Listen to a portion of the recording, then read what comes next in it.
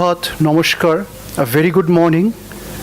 At the outset, we like to humbly request respected Baburaj Maharaj to kindly come here and initiate the third and the last day of a very auspicious gathering called the Historical Evolution of India through a divine chanting.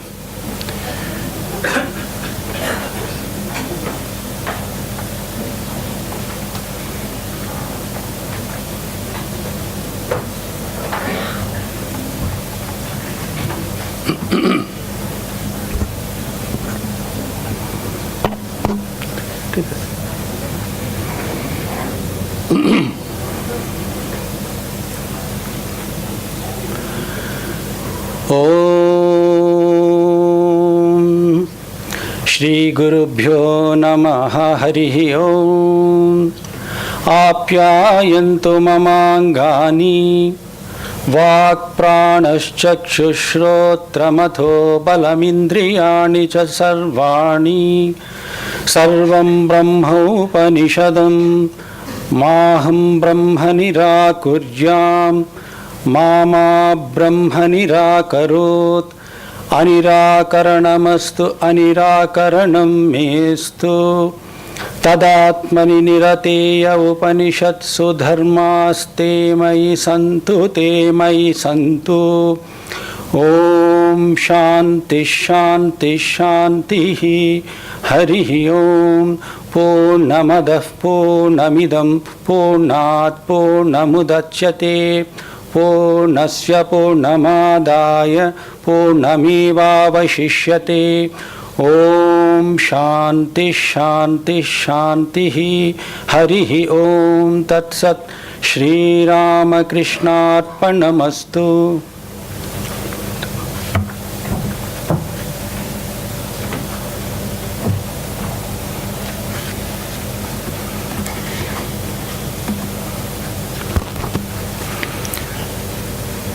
Dhanyavad Maharaj.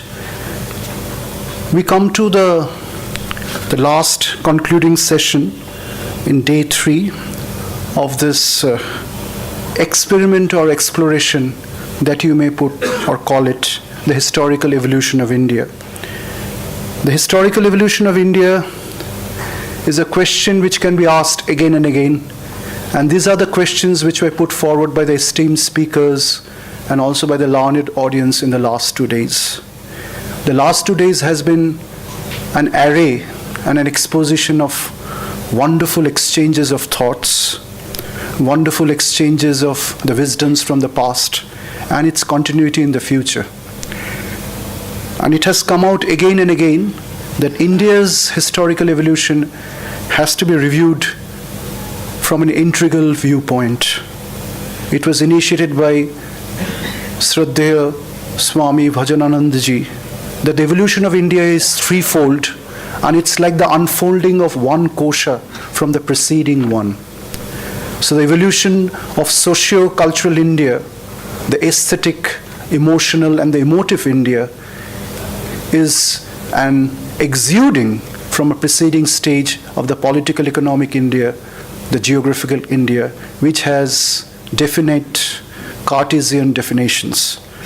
But once it gets a cultural and a socio-cultural fabric, India becomes larger, vaster, and more all-embracing.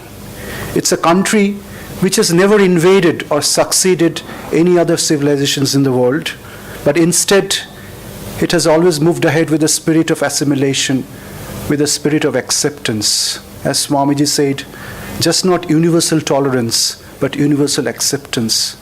And this is something which is very hard for the ordinary mind to grasp. What exactly is the spirit of universal acceptance? Because the universal acceptance is not a technical process, it's not an intellectual process which comes from outside.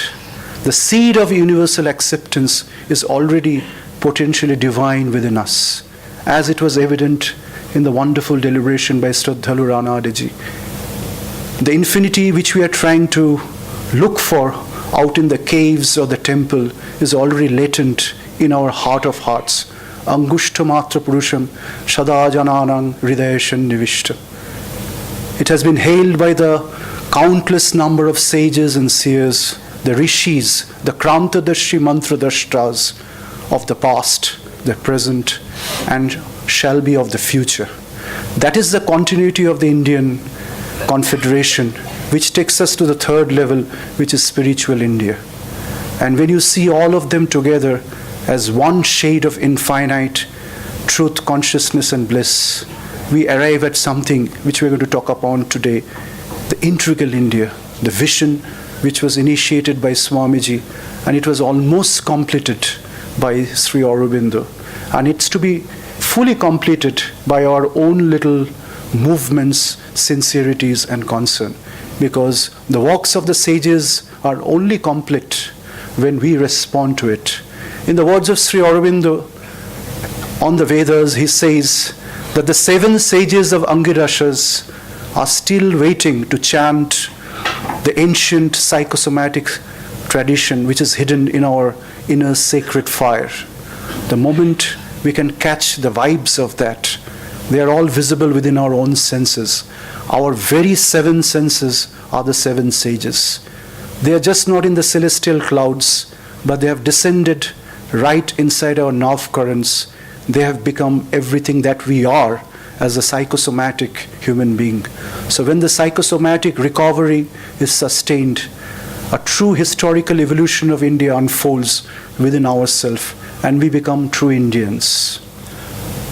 We are just discussing a very important iconography which has been put on the note of invitation, which has gone across the whole array of invitees to this August gathering, which is the iconography of the 3 Murti. Normally we call them iconography the Brahma, the Vishnu, and the Maheshwara. But in a very deeper sense, they just don't stand for the Godheads or the personal saviors that we are normally used to, which was highlighted by Sraddhaluji yesterday and by many other speakers like respected Professor Shamiran Chakraborty, which was the last talk yesterday, which was so auspicious and so blissful. It is evident that it is an integral flow of the law of causation itself, which emanates from its infinite backdrop, which we unfortunately call creation. But Swamiji said in the 3rd speech in Chicago, it is not creation but manifestation, which is the latest word of science today. The Brahman self-exudes as the universe. Tapasha chiyate Brahma, Mundaka Upanishad. Like the Didal Bija, or the ear of the corn, exudes or sprouts the Brahman out of its own eternal cycles of tapas, of austerity and self-sacrifice, formats itself from its unformatted version to the universe itself. So it is not creation, but a self-emanation of the Brahman itself. This is something which we call ikshana, which is different from vision or kono ekta jinishke dekha. Because ikshan is an ancient Vedic word. The words like anubikshan, parjabikshan, everything comes from there. There's a very interesting word which Sri Aurobindo picked up from the Vedas, which is antariksha, which is just not the link between the earth and the heavens, but it is also linked within us between our lower levels of existence and the higher levels of existence.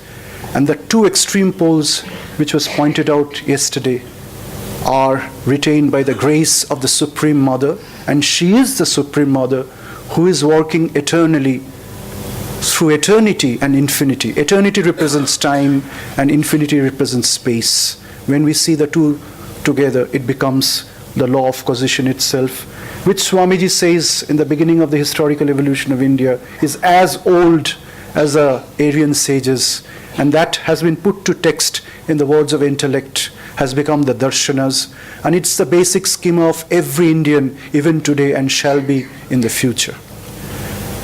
So the Brahman exudes as the creation, as the self-manifestation, and it sustains itself by virtue of its own power. Parashashriyate Shakti Shabhaviki Jnanabala Kriyacha, from the Shetashwara Upanishad. It is his own self-numinous power, Chiti Shakti, that the Brahman expresses himself and sustains himself as the universe, becomes everything in the universe. And finally, there's a time when it returns back to its own glory, which is not destruction, but reconciling back to its original state. So this cycle of the three murti is nothing else, is a journey which is behind or beyond the three murti, which is the Brahma, Vishnu and the Maheshwara. We thought it will be a wonderful idea to share this thought, because that imagery of the three murti, of the self-manifestation, the self-sustenance, and the self-return, or the return to self, and then again self-manifestation, self-sustenance, and then the return back to the self.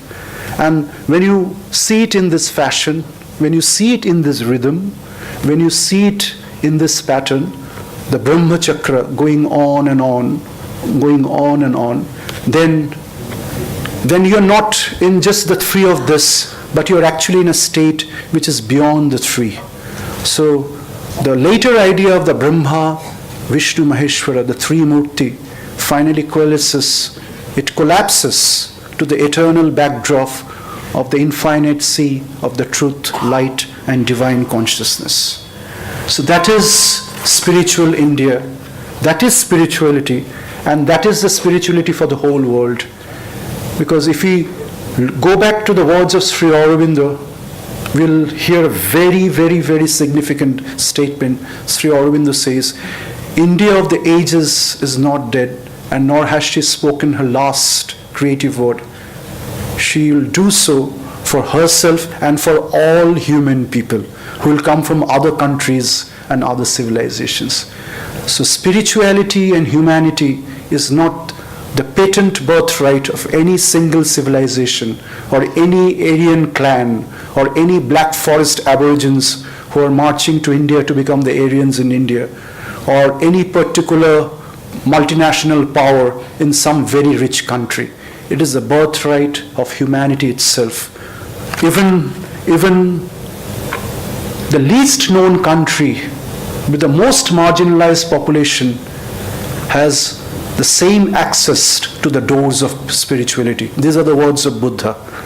And that's why Swamiji on the one hand, Sri Aurobindo on the other hand, and Gurudev Rabindranath Tagore on the third hand, and many others considered him to be a turning point in Indian civilization. Because we waste our time in looking at Buddha, whether he was agnostic or agnostic. That's really a wastage of time in looking at Buddha. More than that, he was actually a revealer of the Sanatana Dharma into the masses. The problems and the solutions which was initiated by Sri Krishna through the Gita was actually formulated by the Buddha. And that work is still continuous until the present time with the coming in of Sri Ramakrishna, who in the words of Sri Aurobindo is one of the greatest manifestation of the Indian race.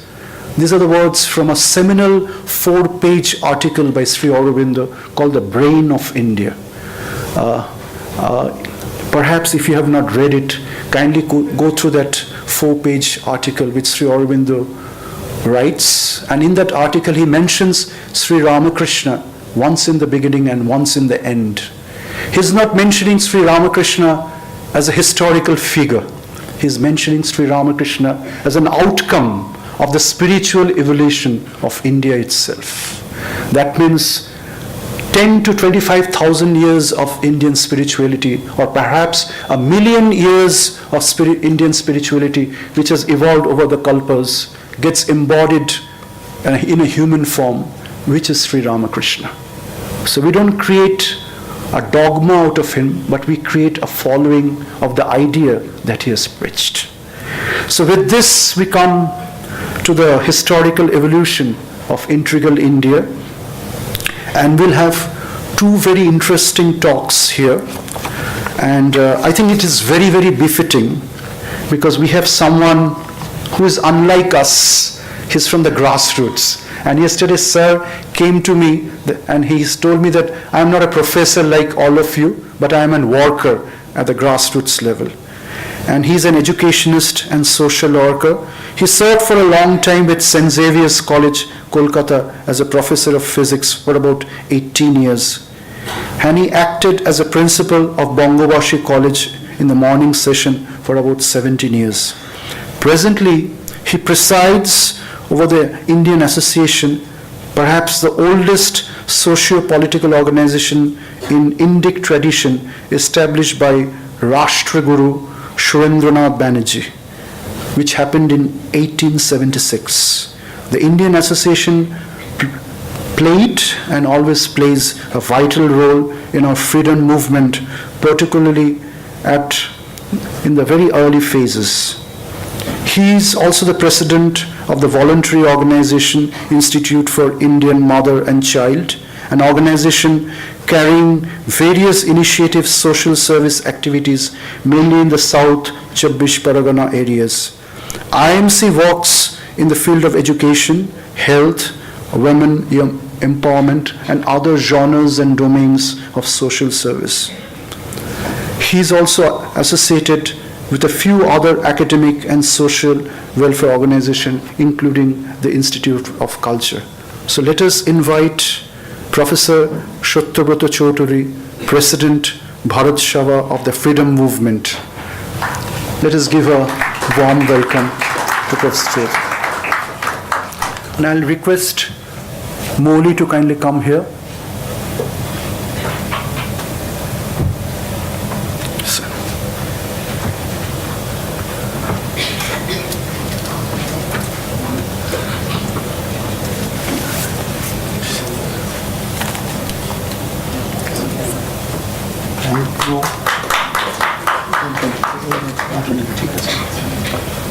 আচ্ছা, এটা সরিয়ে ভালো হয়।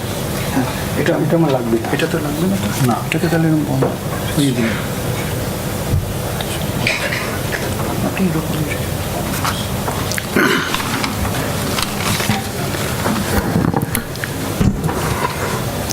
Good morning, everybody.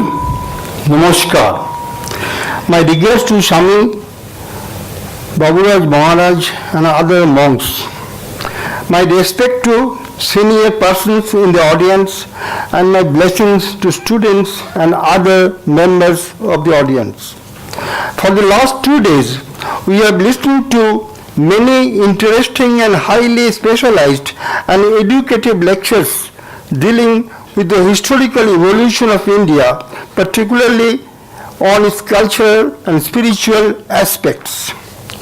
Now I shall discuss straightway from a completely different angle, chronologically, the historical development through various exercises that shaped the country and is particularly till the present materialistic age and consumeristic society.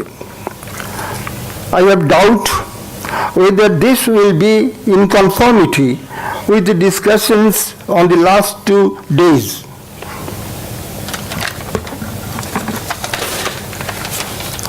Historical evolution of integral India. India is a vast country with a very old civilization. Though whole of India was never under the same administration in the early days, there was some common understanding among the people living at distant areas of the country. India is well protected by natural boundaries, the Himalayas in the north, and Arabian Sea, Indian Ocean, and Bay of Bengal in the west, south, and east. When the Aryans, that is the more enlightened people, entered into the country about 4,000 years back through northwest center of the country, northwest corner of the country, they had to fight with local people who were Dravidians and other aboriginals. Being defeated, Dravidians fled to the southern part of the country, and the land in the central and eastern part of the country under the control of Aryans was named as Arjavastha. Gradually, the Aryans spread their authorities all over the North India and on the east. Many local rulers or kings used to rule over the small areas and sometimes fightings amongst each other, among the common people on the basis of religious, but there was some understanding among the common people on the basis of religious and cultural bondage that developed into the idea of India as a nation. The Aryans, as their profession or division of work, divided the population in four categories: Brahmana, Kshatriya, Vaishya and Shudra. They also systematically guided the personal life of the people into four stages: Brahmacharya, that is acquiring knowledge through disciplined life; Ganastha, that is family life; Banaprastha, that is life in isolation outside the family; and finally Sannyas, that is full devotion in search of God, the creator of the universe and the divine power running the affairs of the universe. Actually, the caste system was afterwards proved to be a curse for the country. The caste system, which was initially started by the Aryans in a particular way to distribute the work of the country, was taken back afterwards as a curse for the country.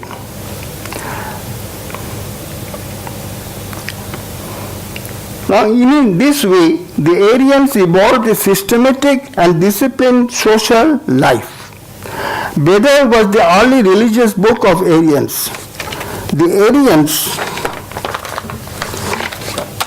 assigned the various natural powers as God, like Indra for sun, Bolun for air, Agni for fire, etc. Hinduism is not like other religions of the world, which have some founders like Gautam Buddha for Buddhism, Jesus Christ for Christianity, Hazrat Muhammad for Islam, and similarly the other religions.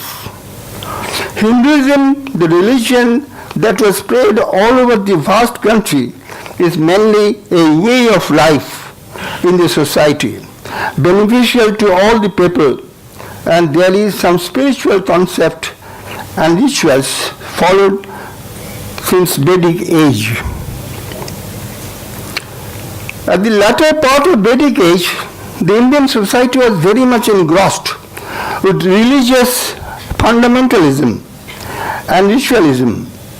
The authority or supremacy of the Brahmins performing religious rites or divine services was greatly increased. Since this content developed among the people because of the commanding attitude and sense of superiority of a small section of the society, the advent of two great personalities, Mahavir and Gautam Buddha, brought in great changes in the social and religious life of the society. In the 9th century, the great philosopher Shankaracharya revived the orthodox Hinduism and restored the predominance of Brahmins. In the 16th century, Sri Chaitanya was born in Bengal and propagated Vaishnava religion, a sect under Hinduism. He was against any social discrimination and supremacy of a section of the people over others. At about the same time, Guru Nanak in Punjab started Sikh religion. In the same period, another great person, Kabir, was born in India, who tried to synthesize Hinduism and Islam and propagated the idea that concept of God in Hinduism and Allah in Islam are identical. Out of 11 major religions in the world, 4, Hinduism, Buddhism, Jainism and Sikhism, had origin in India. In the past, whole of India was never under the same administration. Many kings or landlords used to control the administration over different areas of the country.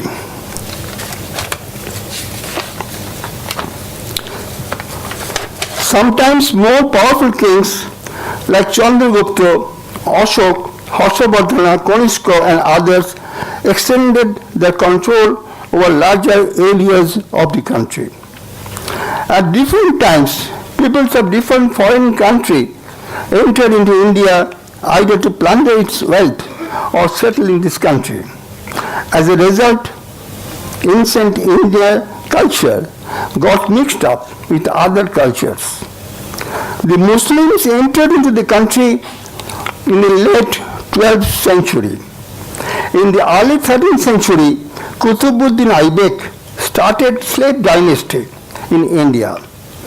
In 1221, Genghis Khan invaded India and plundered its wealth and destructed several temples. Marco Polo visited India in 1298, and from his writings we get many information about the country at that time. In the 14th century, in South India, Vijayanagar and Bahamani kingdoms earned some reputation for their good administration and growth of enlightened culture. In 1498, the first European explorer, Vasco da Gama, came to India, and as a result, India got some exposure to Western culture. Mughal Empire in India began with Babur's victory over Ibrahim Lodi in the first battle of Panipat in 1526. Then Humayun, Akbar, Jahangir, Shah Jahan, Aurangzeb ruled the country in ancestral process. And finally, the British took over the power in 1857 from Delhi's ruler Bahadur Shah II and ruled the country for about 200 years till 15 August 1947. In 1582, Akbar proclaimed Din Ilahi or divine faith in an attempt to synthesize Hinduism and Islam. Dutch reached India in 1595 and got the permission from Jahangir to trade in this country. In 1746, the French and the British companies clashed at Karnataka. The British was defeated by French and captured the French captured Madras. Job Charnock landed in Calcutta on 14 August 1690. Indian society at that time was deeply engrossed in various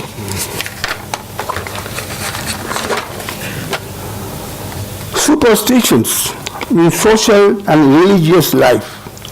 In the beginning of the 19th century, great personalities like Raja Rammohan Rai, Ishwar Chandra Vidyasagar, Reverend Krishna Mohan Banerjee, and some other great persons strongly argued in favor of acceptance of modern education and culture from the European society.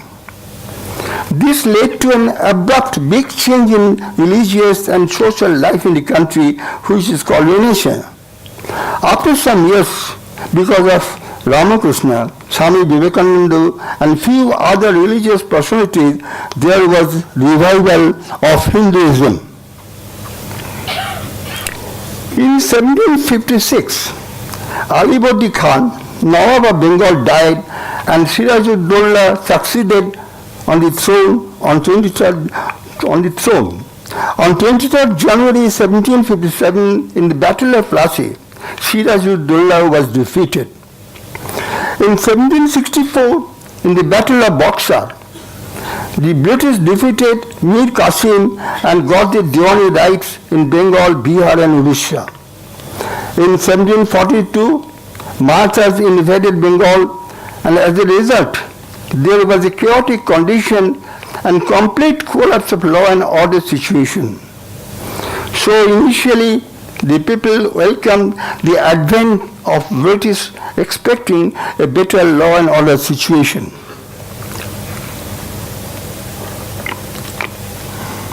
Initially, there was a sense of relief, but soon the people understood that rule by a foreign country cannot bring prosperity in the country. After a few years, people started freedom movements for making the country free from foreign domination. On one side, under the leadership of Mohandas Karamchand Gandhi, there was non-violent movement to get the country free from British rule. On the other side, there were sporadic violent movements in different corners of the country, which finally culminated under the leadership of Subhash Chandra Bose. And there was an attack against British forces by Indian National Army. Also, under the pressure of circumstances all over the world, after the end of Second World War, British had to give India freedom. India got independence on 15 August 1947, being divided into two countries, India and Pakistan. Again on 26 March 1971, Pakistan was divided into Pakistan and Bangladesh on the issue of Bengali language. So, in place of original India, now there are three independent countries, India, Pakistan and Bangladesh. For administrative purpose, India is at present divided into 29 states. Most of the states have their own separate language. There are 15 different languages recognized in our constitution. Again, there is wide difference in culture, that is food habits, dress, aesthetic sense, etc., among the people of different states. In its long history, people from different countries entered into India, and many of them settled in India permanently. They brought with them the culture of their own countries, which finally was assimilated in and to some extent modified and shaped the composite Indian culture. Rabindranath Tagore in his poem referred to this unification, Shokhun dol Mughal Pathan ek dehe holo leen. Rabindranath Tagore enriched our culture to a high level by his glorious contribution in various fields of arts and culture. While glorifying India's attitude of embracing others as brothers, we shall not forget about the humiliation of a large section of our Indian population by the upper caste people. Swami Vivekananda spoke strongly against this oppression towards a large section of Indian population on the basis of caste. Mahatma Gandhi also felt deeply about this injustice and termed the lower caste people as Harijans. Also, the womanhood in our country was very much suppressed and was deprived in many respects of the privileges enjoyed by the men. Fortunately, present-day Indian society realized the social evils. Government has enacted several laws in favor of women so that they may have equal status as that of men in the society. With the progress of civilization and recognition of the concept of human rights, sufferings and humiliations of a major sections of the society is being reduced. So I have treated the evolution in a completely different way. I have doubt whether this will be in conformity with the discussions or lecture presented in the last 2 days. Thank you all.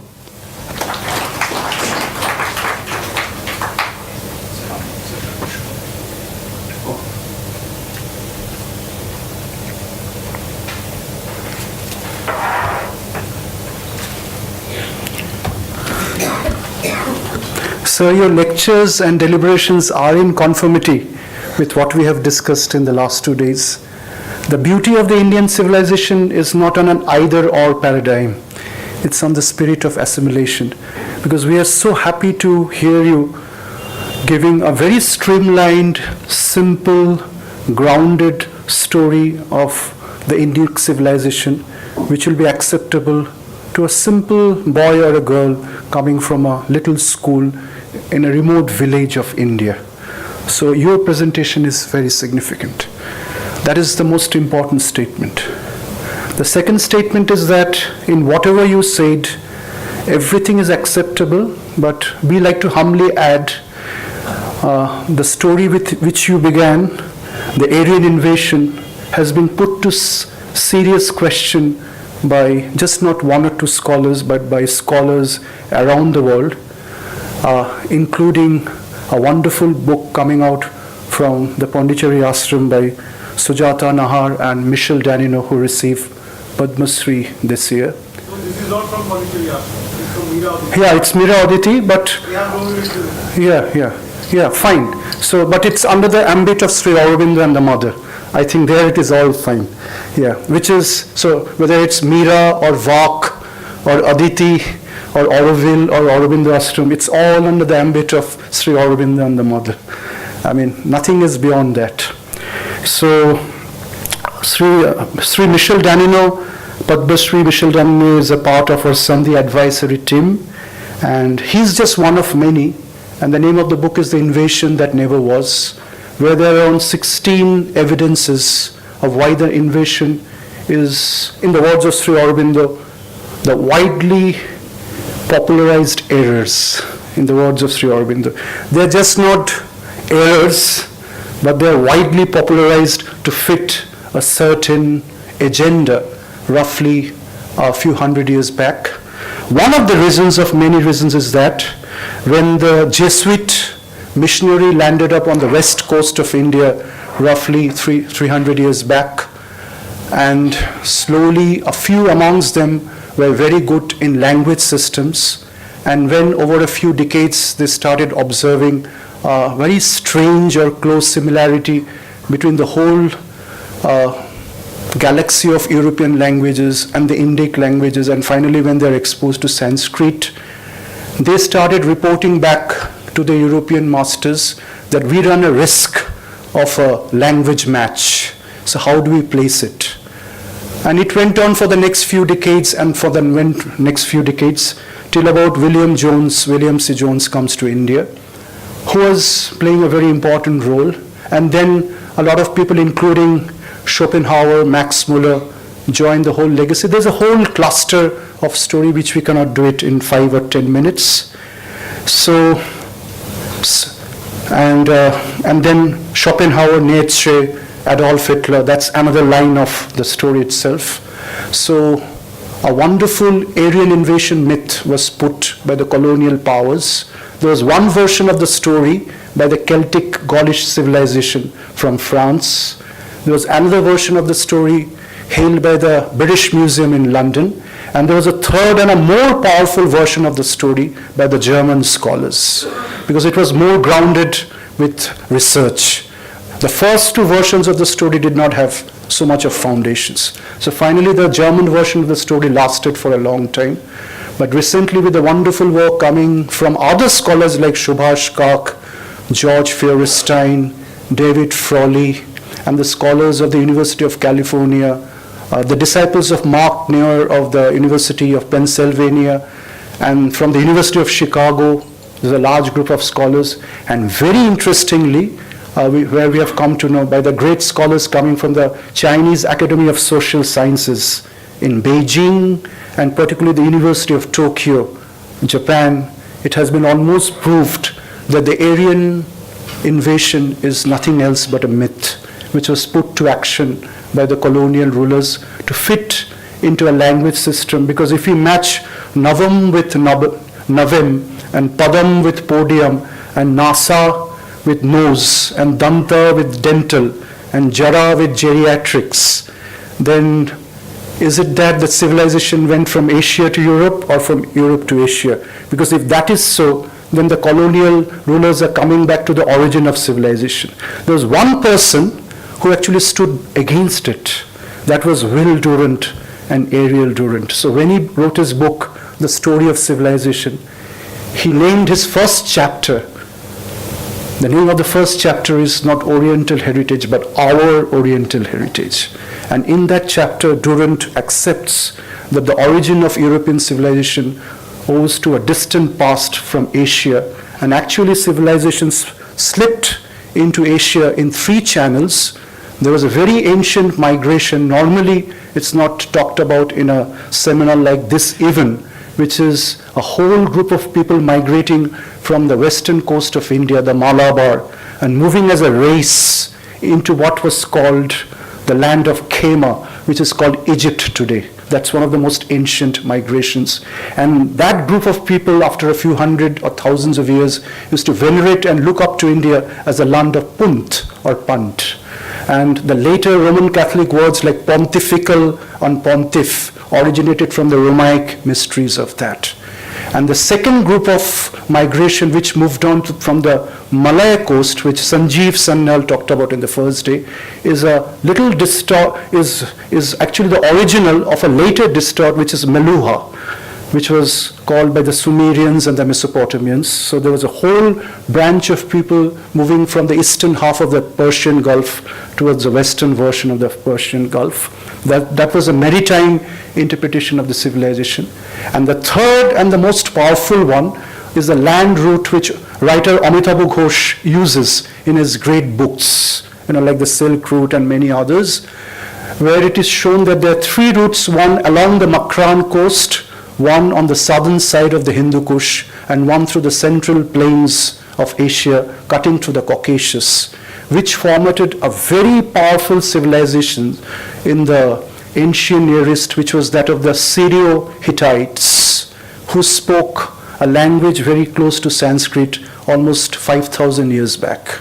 And the Hittites were, as a race, the proto-Greeks of the later Greeks who formed their civilizations in the Mediterranean.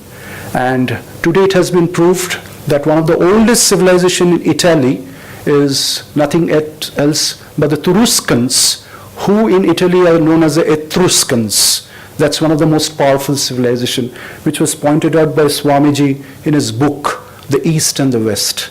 Swamiji almost gave all the sutras, and Swamiji said a very powerful civilization existed in Italy long before the civilization that we know of the Romas in Italy itself, which is the Celtic, the Gaulish. So the Kuldi civilizations or the Khaldi civilizations became the Celtic civilizations, and they finally became the Caledonian civilization in Ireland. Or the Galatian civilization of ancient Near East finally became the Gaulish civilization of France, and finally became the Gaelic civilization of Ireland. So there are lots of layers, and if that is so, then one of the most powerful evidence which the National Geographic geosemantics, the genetic semantic scholars have proved, is the movement of a group of people from Central Asia westbound, that is from Rajasthan through Registan and finally westbound through Hittite and the whole of Europe, which is the Romas or the Gypsies. And the earliest branch of that are the Gyptians in Romaic civilizations, and that's why today we call it the land of Gypsies or Egypt, who are the first Romas in Europe itself. So this is the story of civilization which has been put forward. It never happened in a day, so it required about 100 years till the theory was put forward by Schopenhauer and Max Muller, till about the present time, where it has been proved. The first protest came from Lokmanya Bal Gangadhar Tilak. The second protest came from Swamiji. Swamiji said, just show me in what Veda, and in what Upanishad, in what Mahabharata, and in what Ramayana it is said, show me one line to tell me that the Aryans have come from outside. Can just show me one line. Pick up that line and I'll catch up with you with that line. And nobody dared to actually talk to Swamiji. But after Tilak and Swamiji, the first organized protest on a spiritual driven literally foundation of the Aryan invasion myth was put forward by Sri Aurobindo. And since the days of Sri Aurobindo, the work has gone forward. The philology of the Vedas is a very powerful work by Sri Aurobindo, where Sri Aurobindo proves that the Aryan-Dravidian dialectical divide is a major misnomer a colonial divide which was put forward. And as a whole, most of the language of southern India is a much older form of Sanskrit, to which sage Agastya, the patron brother of sage Vasishtha in the north, finally culminated into the Agastya Sangyam, from where the first foundations of Vedas was written in a place called Koraikul, which is almost very close to the modern town of Pondicherry. So all this has been worked out. This I'm not making a story, taking advantage of this rostrum and the podium. I had a long talk with Michel Danino, and Professor Shubha Kak is our senior friend, and Professor Kak has even gone to the extent of putting the portions of the Rig Veda with his students on the computers into the computational decodation linguistics. Work is going in Japan and China, and many revelations have come out. I'll just mention two of them. It has been found out that some of the portions of the Yajur Veda are even older than some of the other portions of the Yajur Veda, and they're like 2 or 3 different phases of Sanskrit. So which showed that the Vedas were not written by one scholar at one phase of time. There was a continuous addition, to which the last chapter at present could be the Gospel of Sri Ramakrishna, which is a portion of the Vedas. So Vedas are not name of books, or on the Vedas by Sri Aurobindo is another chapter to the Vedas. So Vedas are not 4 books. It is a continuous accumulation of truth, as heard as Shrutis in ethereal vibration, but just put to intellectual text for the need of the day. Otherwise, it remains as a vibration. This is what Albert Einstein said, relativity is always there, but it required an Einstein to tap relativity. But relativity is always there. It's always there. But it required a human consciousness to tap. The concept of God is always there, but it requires a bhakta and an avatar to tap that concept. Otherwise, it has no meaning. So this is the wonderful work that has been done. And the last thing that I will say before we call the next esteemed speaker is that a great work has been done on the Ramayana, on the Sanskrit of the Ramayana, and the computer has shown that the last chapter of the Ramayana, where we get certain other indications, what respected sir was talking about, the decay of the position of womanhood in our society, is a much, much later work, not done by the original composer of Ramayana itself. There are absolutely 2 different layers of Sanskrit. The first 6 cantos of Ramayana does not match with the vibes of Sanskrit in the last chapter of the Ramayana. The modern computers have proved that. It has shown that it was a deliberate addition of a much later age, which fell 1,000 feet down from the pristine divine glory of the Vedic age. And yesterday we mentioned something which Opala and Arundhati had presented, and it's a part of the exhibition upstairs. Initial work, and this is the last thing that I will say, an initial work was actually promoted by a great scholar, Sir Jyotindra Mohan Chatterjee, and Jyotindra Mohan Chatterjee, getting a lot of sponsorship by the Parsi Association of Mumbai, did extensive work on the Parsi Gathas and the portions of text that's there with the Pallavis. Sanjeev Sarnal was talking about the Pallavis. He was talking about the Pallavis in the south of India, and there's another group of Pallavis in Persia. And incidentally, they are the ones who went to Southeast Asia, and that's why Garuda is a symbol which is still prevalent in Southeast Asia and was prevalent in Assyria, where the Pallavis had its original. So you will see the original Assyrian gods are all Garuda-shaped, bird-like creatures. Okay, so coming to this very important thing is that this deep connection was actually put forward by this very important work on the Zarathustra, and Jyotindra Mohan Chatterjee, with 10 years of continuous work, someone like Will Durant, almost 12 years he required to write the story of civilization. He finally found out that the portion of the Atharva Veda had moved westbound and became the later Bhargavi Sanghita of the Persians. And eventually there was a divide between the Suras of India and the Ashuras of Persia, or the Devajanas of India and the Pitriyanas of the Persians, forgetting their original unity as the ascent and the descent of man, but actually making a separation between the two civilizations, and then finally hating each other, which Swamiji says is probably the first divide or schism in the history of civilization. Now, if you go to the third tip, yeah. Mr. Sen, if I may add, since Yes. you're saying so much, Yeah. it is for the audience. Yes. Please, when you find time, or if anybody finds time, let them go down to the Ramakrishna Mission Library. What Sri Aurobindo and Bhagavad Gita had said, it was done much before. There is a book which has been kept in the rare section of Ramakrishna Mission Library, The Rigvedic Culture of Prehistoric Indus. That is the book. It was published by Ramakrishna Vedanta Math. It is kept in the rare section. If you gather that book, everything is said why it is not an alien invasion. And Swami Shankarananda Yes. proved it. Yes, yes, That yes. was the first book which came up. No, I don't regret it. So if somebody... Kindly have that. Everyone can hear you. Yeah. Yeah, you're saying a very, very important thing. Yeah. No, actually, there's a book in the Ramakrishna Mission Library. There's a book in the Ramakrishna Mission Library kept in the rare section. The name of the book is The Rigvedic Culture of Prehistoric Indus. Yes. It was published by Ramakrishna Vedanta Math, which was formulated by Swami Abhedananda. Now, that book is kept in the rare section. It is not usually given.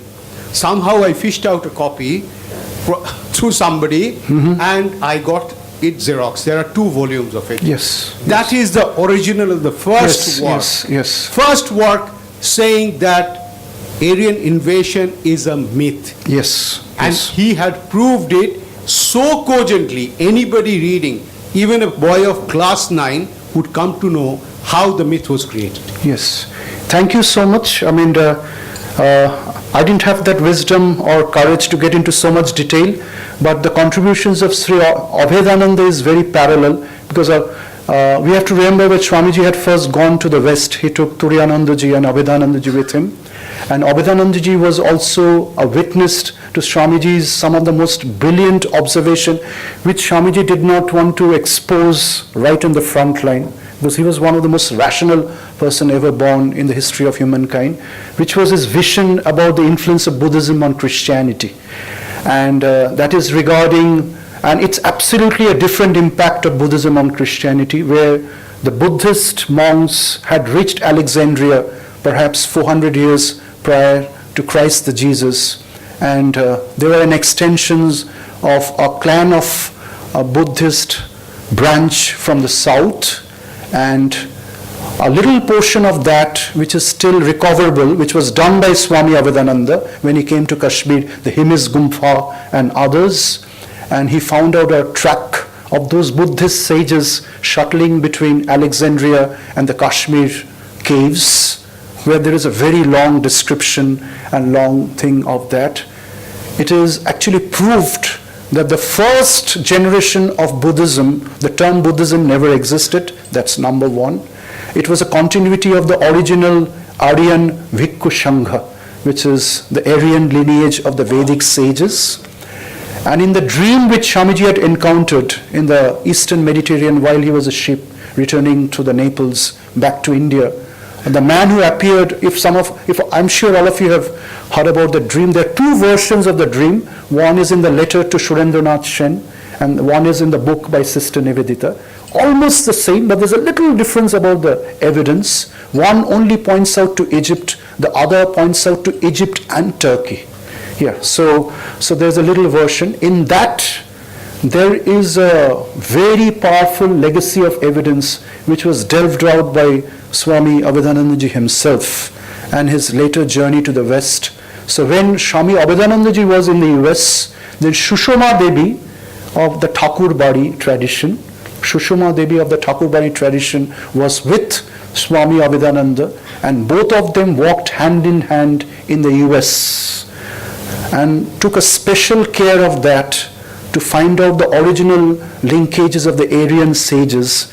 And the Gregorian hymns which are sung in Christianity are absolutely matching with the Vedic way of mantra intonations.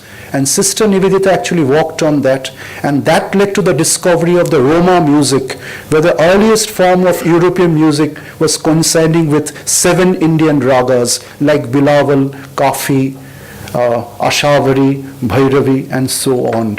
So if you search the net, I was telling perhaps yesterday, Monojit of one of our alumnus of Microsoft has actually done a research on this, and he has exposed a 7-point to a 7-point match between the 7 Indian ragas and the 7 Gregorian, Ionian, Dorian, Lydian, Rhegian, Lycian modes of the earliest form of Asiatic Greek music, where perhaps this earliest monks of the Therapeutics had actually reached. So when they reached, they carried the earliest torch of Buddhism, which is not the Buddhism that we know today.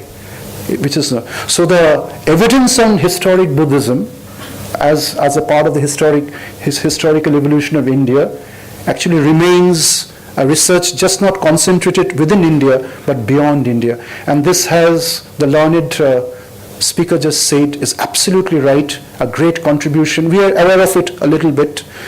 Came from the great scholarship of Swami Abhinananda, whom Thakur said, Norener porei tor buddhi.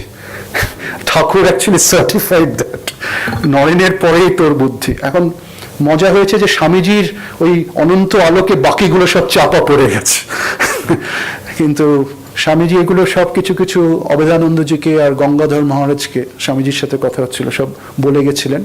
শিবানন্দজিকেও বলে গেছিলেন, কিন্তু মহাপুরুষ মহারাজ খুব ভালো মানুষ ছিলেন, উনি এত সব রিসার্চ, ওনাকে মঠের দায়িত্ব যখন দেওয়া হয়েছিল, আমি আমার দ্বারা এসব হবে না, আমি আই এম জাস্ট সিটিং, তোরা যা করবি কর। That was Mahapurush Maharaj. But Abhidanandaji took it to the highest platform, and it is high time we also revisit his works, the complete works of Swami Abhidananda, যেগুলো আমরা একটু একটু করেছি, অল্প অল্প করেছি, তার একটু সামান্য আপনাদের সাথে শেয়ার করলাম।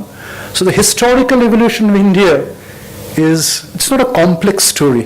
It is a story, it is a vast story, where Shraddhaluji said it had, and also Samiranji said yesterday, I mean, it had the time to have 4 or 5 circles of, revising and reforming itself. And the Transgenetic Research Center of Dusseldorf has concluded that the very fact that Sanskrit has ramified into so many languages, which has ramified into so many languages, and which has ramified to the present state of languages, is evidence by itself that India is more than 25,000 years old as a civilization. Yeah, I mean, it comes from the it is scientific. So I'm coming to the last point. So Jyotindra Mohan Chatterjee did this work, and he found out the exact similarity of a half portion of the Atharva Veda, which became the Atharvaharam of the Persians, where Zarathustra, the great Persian prophet, he was never a prophet initially, but he was put to the position of a prophet, was actually an Atharvan sage. And great research have pointed out that Diogenes, Aristotle himself, and other Greek scholars in their time are actually mentioning Zarathustra as a sage preceding by 5,000 years. So if that is true, which I said yesterday, then the last legacy of Atharva Veda is around 7,000 years old. And then the whole Vedic legacy goes exactly to what learned scholar just said. It becomes a the original Vedic civilization. So all we need to do is just put these things together, and which is happening in a very small way in the initiative. And Tilak had put in a wonderful way the Arctic home of the Vedas, the whole descent from the Trans-Siberian upper Hindu Kush Pameen North Plain through the Himalayas and penetrating the lower substratum of India, which is a spread not of the Aryan race but of the Aryan rishis. I mean, and then the Shakha, Prashakha of the line of Vashishta, the solar dynasty, the line of Agastya, who goes to the south, then the line of Kanna, Medhatithi, the 8th mandala, which is Batshinei, the beginning of Shukla Yajurveda, and the line of Kaushiki, which is sage Vishwamitra, who goes westbound and comes back to India, on which Sri Anirban has a wonderful exposition. That is the whole legacy of the historical evolution in India. And one of the most enigmatic chapters of the Rig Veda, which is the 9th mandala, which is the Soma mandala, which is not a Purusha mandala, but it is a Amrita or Shakti mandala. So, in the words of Sri Aurobindo, and which it's still awaiting the interpretation. So, to end with Sri Aurobindo, I'd like to say, and then invite the next speaker, the 7 sages of the Angirashas are still waiting, to revive the lost sun in the hidden cavern in the heart of hearts, and to bring down the lost hearts from the celestial mountains, and recover the ancient psychosomatic tradition of the Vedas. That is Sri Aurobindo, fulfilling the dreams of Swamiji. And the journey is still on. So at this point, I hope you're all liking this. And so at this point, I'd like to invite a person who has been my brother, my friend, and someone always close to me for the last 18 years. And in a very silent way, in the first 4, 5, 6, 7 years, we have done workshops together, we have written books together, we have journal papers together, we had conferences with ICPR and many other places. And he started with a very initial concept which Kapilaji started, was space, and he worked on time. This was in the year 1999. And his mother was a former celebrated Indologist, Professor Tandra Patnaik, my second mother. I've got a lot of blessings, and she used to say, just march, go on, one day you'll find the light. And today he is the head of the Humanities and Social Science Department of IIT Kharagpur. He's one professor who will remain in the silent background, unlike me, and he will do most of the work.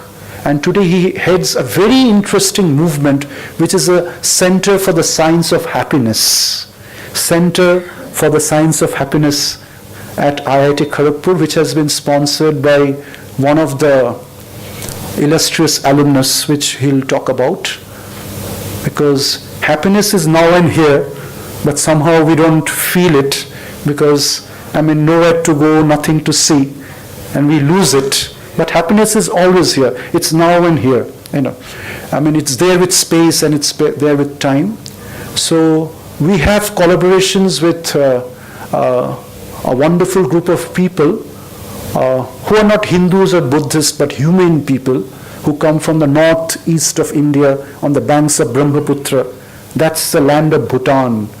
And there the works of Sri Aurobindo has penetrated like anything. I have visible evidence of Shraddhaloji. It's not Sri Aurobindo which has penetrated Bhutan. It is the eternal voice of the sages of India, which has revived on the coast of Brahmaputra. So we have collaborations with that. So to say all that in a very simple, lucid presentation, which Priyo is, I'd like to invite one of my dearest colleague and my co-partner for about 18 years or so, Professor Priyodashi Patnaik, Head Department of Humanities and Social Sciences, IIT Kharagpur, to say and share the concluding words of a formal presentation. Priyo, let us give a big hand.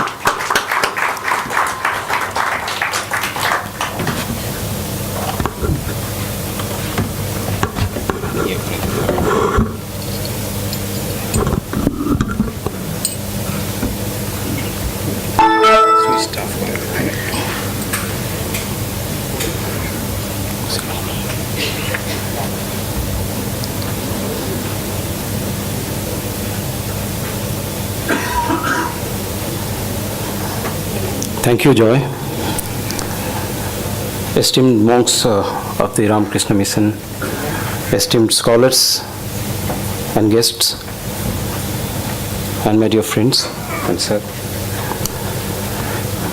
We have had excellent discussions related to the origin of Indian civilization and very exciting debates as well. I'll not be talking about that, and as Joy pointed out, and I'm his younger brother for the last 18 years that we have been together at IIT Kharagpur. Whatever I'll be sharing will be very simple, because probably that is one of the things I can give you, not great erudition or scholarship. But before I begin sharing some of the things related to Sandhi, Science of Happiness, and whatever else we are doing, there are a few points I jotted down from the discussion that Joy initiated right now, that I would start with, so that there is a certain cohesive linkage between what I'm going to share and what has already been said. One of the things that happens in history is that history is usually written by the winner. So history is always lopsided. It's always written by the winner, and hence it's lopsided. So the more powerful speaks, the more powerful is recorded, and thus many traditions are hidden or lost. What we are doing in Sandhi and what is being done at various other places, and what we are getting linked to in the process, are debates which keep dying traditions or dormant traditions alive. So it's a very, very important thing that we rethink, we revisit some things which are already given. And history is such an area where you can never have a final word. In fact, we realize today that even physics, we can never have a final word. Probably only in mathematics and a formal language like mathematics we can have final words. But even there we have incompleteness, as in Gödel's theorem of incompleteness. So the second point I would like to make is that in this context of no final word, our initiative, the Sandhi initiative, is about Indian identity. Because you see that to a very great extent we have been dominated by a Western tradition, and even today, myself included, most of us think in a very Western way about everything in life. And well, it's not a good or a bad thing, it is the way things are. We have to accept that. But probably it is also very important to rediscover, to revisit, to question our identity. And again, that is what Sandhi is all about. So as I told you, I'll be giving you a very simplistic definition of the concept of Sandhi as a younger brother to Joy. Probably has given you a much richer version of it by this point of time. So the initiatives that we decided that we would be talking about, and here I would like to point out, as you can see, is that I am speaking for a team, not as an individual. And the team includes, for the timing, IIT Kharagpur and IIT BHU. 2 years back, the team was only IIT Kharagpur. So 2 years later, I believe it will be not IITs anymore, but a larger group of people, in the sense that we will be cohesively linked together.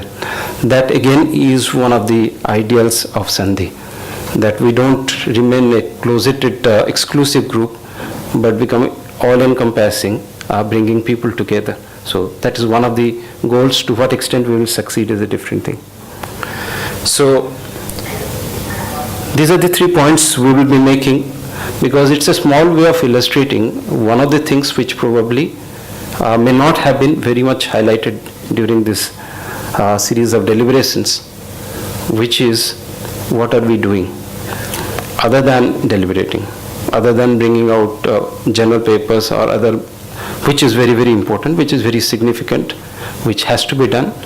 But at some point of time, we feel that there is a need to percolate down to action, to do something. So from thinking to doing, probably that step is something which is also again an embedded part of Sandhi. So all I'm trying to do is to share that Sandhi is complete in the sense that along with thinking, we are also on the brink of doing some things. And that is what I would like to try and highlight here. If you look at this very simple diagram or figure, what I'm sharing is that when it started, Science and Heritage Initiative, You have sciences, you have social sciences, humanities, technology, architecture, infrastructure, and number of other things.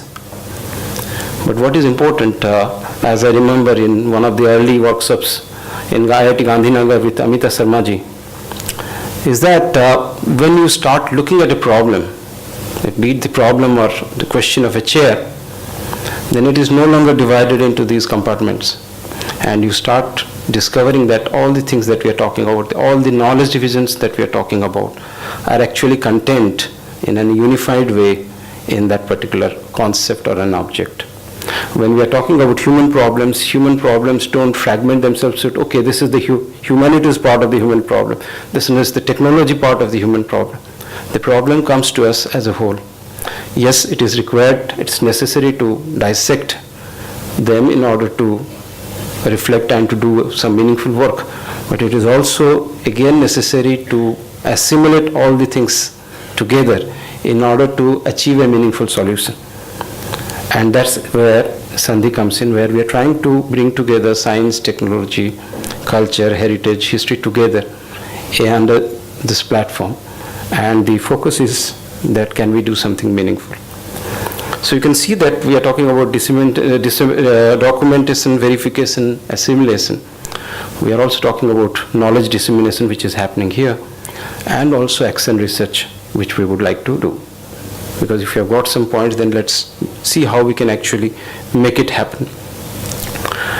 Time being short, my presentation being roughly 20 minutes, I can only just touch upon a few points, but the idea is to give you an idea that yes, this is also another dimension which we are taking care of so as to make it complete. These are some of the areas where the Sandhi scholars are working. I am a small part of this team. As Joy shared with you, music is an important component where we are looking at music from the computational musicological perspective with a team of computer scientists. We are also looking at the audience response, the human side of music, how it is perceived, how meaning is made, created out of it. We are looking at both the sides. But the interesting thing is that when we talk about the traditions being similar, this is again another interesting question for us as human beings, as historians. Is it that the traditions are similar because it has gone from one place to another? Or is it because human beings at a deeper level are similar? Is it about the concept of fractals, self-similarity, that wherever it is located, the same reflections emerge again and again? So there is a possibility that there is the influence construct. We talk about influences percolating down. There is also the possibility that there is a genetic code embedded which manifests itself. So wherever it is, similar ways of manifestations also emerge. So that's another thing also which is interesting and needs to be reflected upon. So we are talking about music, we are doing some work with music, but the important thing is that we are also started looking into the brain signals in music as with meditation, with the idea that at some point of time we can apply it, have some therapeutic implications for that. In the context of creative economies, work has been done in Varanasi, and recently under the auspices of the Happiness Center we have visited the fishing community in Chilka, which is in a very bad state. So these field visits are pretty disturbing, because when we walk into the fishermen communities' houses, the total amount of disillusionment and the frustration with the surveyors, why have you come here if you can't do anything meaningful for us, is something which we have to face and see how we can take it forward. The creative economies in Varanasi which are suffering, let's say the culture of the pan, or we are talking about the Varanasi saris and the metalwork, again are where our interventions are required. We are looking into how we can do that. Geo-heritage, I would like to say, yesterday Professor Mahanti talked about the Sarada River and the way that this river bisects the two parts of Puri town. One of the interesting things now we have started working on is looking at mythical constructs as well as historical evidences, as well as physical sites of temples, in order to identify on the assumption that many of these typical temples having typical deities are known as Ghata Devis, which are located near the riverbed. And that can help us map freshwater in Odisha, identify where freshwater is located. So that's another kind of interesting work which is being initiated, which has human implication, applied implications, meaningful in ways other than just theorization about things. Old age homes of Varanasi, Professor Suita Chopra talked about a specific context, but we are working together as a team with Professor Nayak, Joy is there, we are all there, on old age homes of Varanasi, and action research is required there. Because one of the things, even today in the morning we were discussing, Swasti ji and others from, Amrita ji from IIT BHU, that the situation is that although technically let's say 30 old age homes are documented in Varanasi, when you actually visit them, only 5 of them are active. The other 25 have undergone 3 different kinds of transformations. The first one is they are defunct, they are dead. The second one is they are transformed, okay, which means that they have moved into other business or have identified other ways of sustainability. And the third one is new ones evolving using new models. Now these need to be revisited, because when we went to many of the old people over there and asked this question, are you happy here? The responses were not coming immediately. There were pauses, and in most cases long pauses. Now that in itself is telling us something, because you see that there is a construct of Varanasi, the identity of the old person in Varanasi, which is undergoing transformations, and we need to address those transformations. We are working with some doctors over there also to see how something meaningful can be done over there.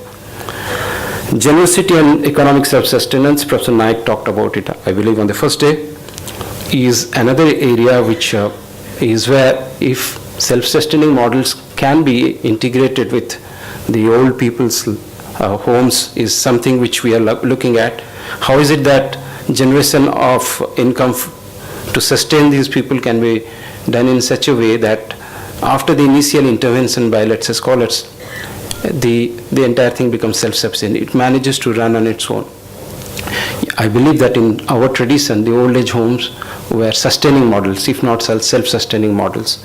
But today we find that many of them are dying out because they are not able to sustain themselves. Finances are scarce. How is it that we can either have finance for them or make them generate their own finances? Another important issue we are looking into. Meditation and well-being, I think Professor Ravindra Rautra has already spoken about it, and again under the Sandhya I am lucky to be a part of that team as well.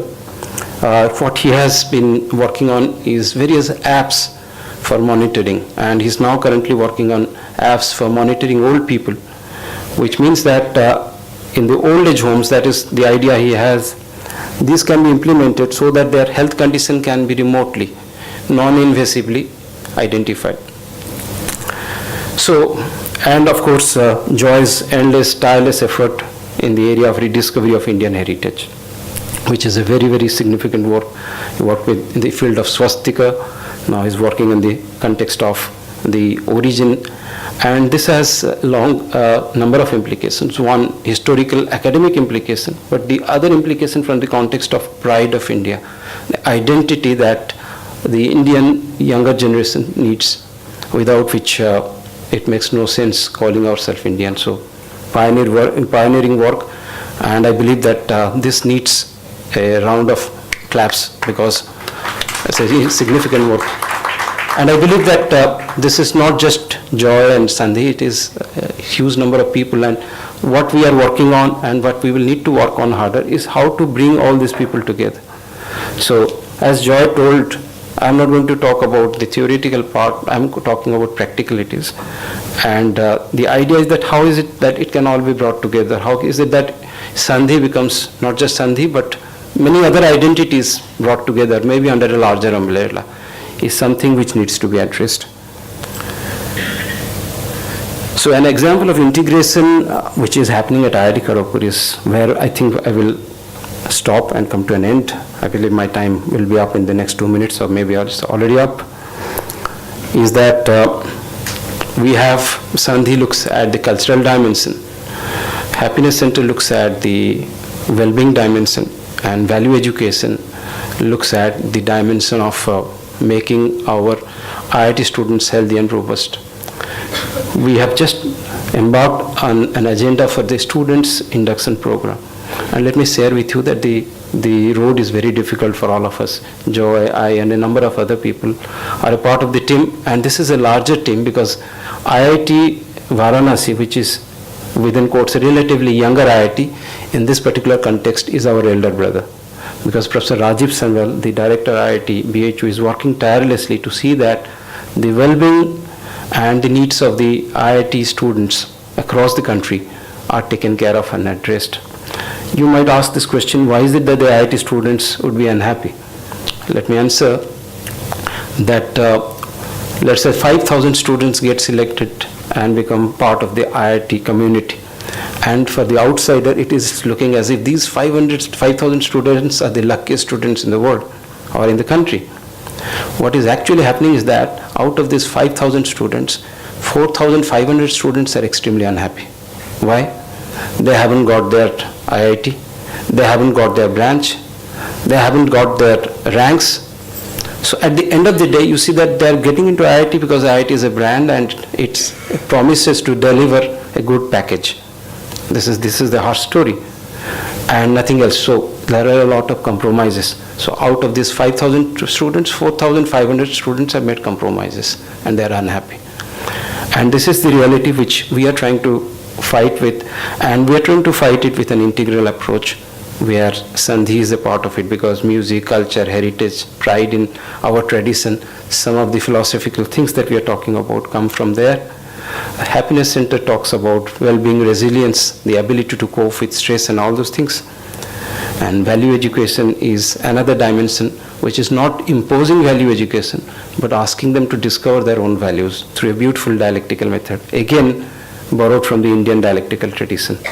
So these are the things which are happening in this induction program. Joyce shared with me that I need to talk about the Happiness Center. Happiness Center is just a center which has come up, I would say accidentally, or I would say that it has come up because it is the need of the day. And somehow in history we find that when something is the need of the day, it automatically evolves. So probably it has evolved that way.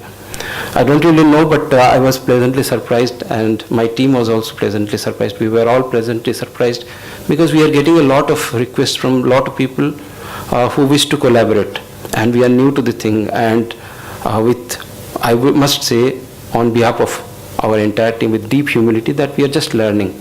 And happiness is such a vast and diverse concept that to say that we know anything about happiness would be wrong. But we are just exploring. We hope that we will be meaningful in doing something for the community. We have started with our own community to find out if we are able to do something meaningful. So Sandhi, happiness, whatever you call it, let's not give it a name. The movement is to document, disseminate, exchange, and to expand our community. So Sandhi started with the premise that all knowledge begins in things and things are complete. And understanding them must also be in terms of assimilating our fragmented knowledge, super specializations, and thus discovering our own integration. When we are able to integrate yourself with the society, our journey begins. So for us, the journey is just beginning after 3 years of Sandhi. We have identified our strengths, but we have also identified our weaknesses. And I believe that this journey begins because now we have to go down, go up, call it whichever way you put it. We have to go into the society and start to do something after assimilating whatever we have learned so far. Thank you, friends.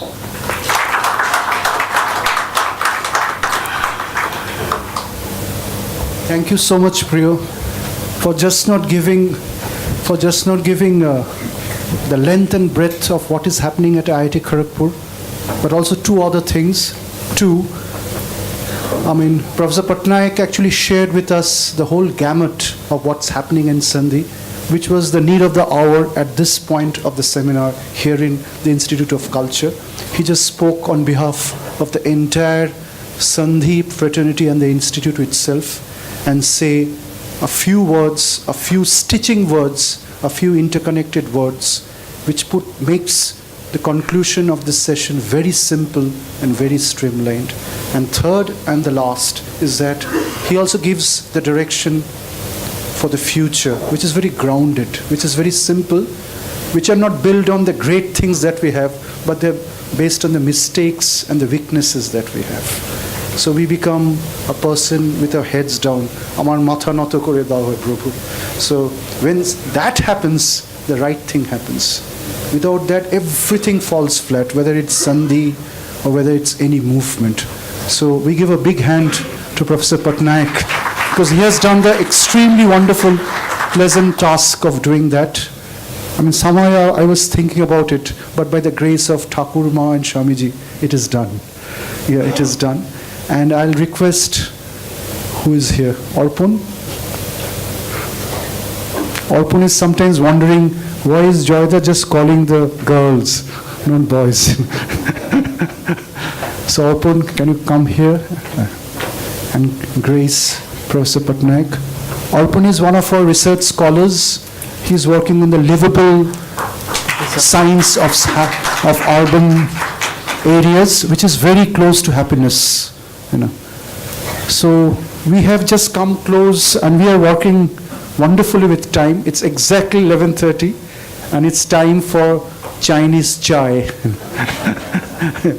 Yeah, which is warm, which is ever flowing, and it runs through the nerve currents.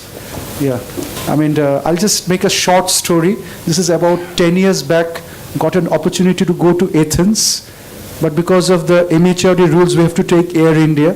So you actually fly 500 miles away from your destination, reach Paris, and miss the flight. Then you are very tired and you are about to sleep because it's 24 hours have passed. And then finally take the Olympia Airlines, because the Olympics in Athens was about to happen, Maharaj, the next year. So when we entered into the second flight, we are almost drooping and almost dreaming and almost snoring. And then somewhere in my Shushupti stage of snoring and sleeping and doing whatnot things, in that dream, like Tintin comics, I could see a lady coming and saying to me, chai, chai, chai. And then I thought I'm dreaming. And then I kept on hearing, and finally I got up and I actually saw a goddess-like air hostess standing in front of me with a cup of warm tea and saying chai. And then I just looked at her. I mean, my hand was shivering as it is doing right now. And I just picked up that cup of tea and I said, thank you so much, madam. And you are calling it chai. Even in that state of mind, my Indology came out. That is called Sanskara. I think that is the only thing which I picked up in my last 100 years of transmigration and metempsychosis. And then she was a wonderful lady. I mean, a complete air hostess, sir. And she said, this is the word that we use in the whole of South Europe, chai. We never call it tea, like you. And she was smiling. And she was almost like a mother. She just came close to me and she gave a little pat on my ear. And she said, enjoy. So, And you felt that she was God? Yes. Very close to, that's really the best pun of the international seminar. Yeah, she touched me. And then I actually reached Athens, when I saw Athena, then I told her that I have seen a better version in the Olympian Airlines. Yeah, because I saw an owl standing in front of her feet like Lakshmi, and she was almost destroying the Titan, like goddess Durga. But incidentally, the sword which is there in the hand broke down because of invasion or some other time-prone reasons. But she was standing like Durga and the Titans were on her feet. And but I remembered her, not Athena, because she was more important to me in that flight. You're absolutely right. Absolutely. So that is historical evolution of India. It keeps on unfolding even in a little flight where you are about to snore, but the goddess descends, the mother descends with a cup of tea. So kindly proceed for the cup of tea. Thank you.